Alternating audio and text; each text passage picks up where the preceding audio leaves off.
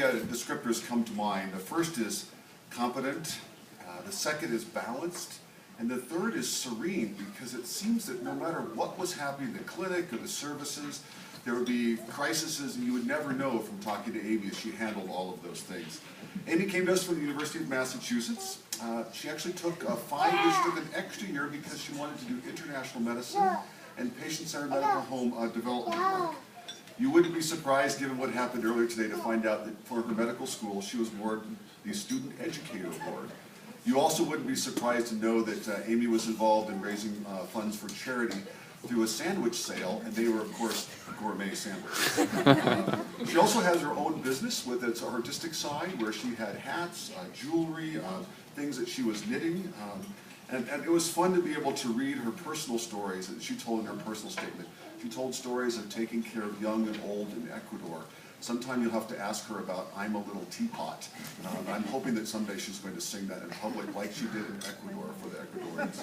But the quote I really like is she said that the patient encounters that remind us of our own humility are the ones that offer the greatest opportunity for our own growth. Aimee has been tremendous here. I have to tell you that when she first came here, she told me that she was disappointed when she was in Denver, to be in Denver. It turns out that she's kind of was a fashion maven in Boston, and she was very unique because she was wearing cowboy boots with a skirt there. That was unique, and here it just made her part of Denver. On her first excitement, she waited until her first rotation to see if she could make a difference in systems of care here. The first time she was on FFS, she already started a process about how to smooth the transition from being patients that were in the hospital to an outpatient setting. She's known, when you read the comments from the faculty, they talked about her providing exceptional care. They talked about the empathy that she had for her patients and her ability to take care of truly complex patients in a way that made a difference for them. One of her patients had a nice quote: "I have never seen a doctor who's been more attentive to my needs and concerns." Aimee's also been a scholar. You've probably heard several parts. She's published with an F-pin that talks about how if we provide information to providers, it will help change their practice. She had no fewer than 3 different presentations or posters at the Society of Teachers of Family Medicine. And I got a chance to meet with her. In addition to her academic goals, we'd also set personal goals. And Aimee was really fun because she always had, let's see, in her first year, she talked about one of her overall goals was to have a balanced life.